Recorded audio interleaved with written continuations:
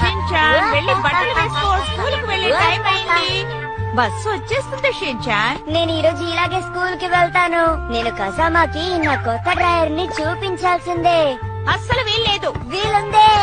అందరూ నిన్ను చూసి నవ్వుతారు. అయినా ఏం పర్వాలేదు. ఇలా చూడు, నా మాట ప్రతిరోజు వీళ్ళిద్దరి మధ్య ఈ గొడవేంట్రా బాబు. నేను వెళ్ళొస్తా.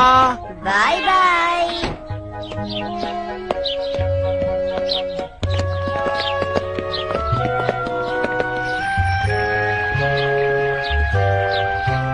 Missus Sahara, good morning. Bus వచ్చేసింది. అరే, బస్సు వచ్చేసింది షిన్చాన్. Sorry madam. మా అమ్మ నన్ను తర్వాత దిగబడుతుందిలేండి. నువ్వు అసలు మాట్లాడకు. సరేనండి, తర్వాత కలుస్తాను.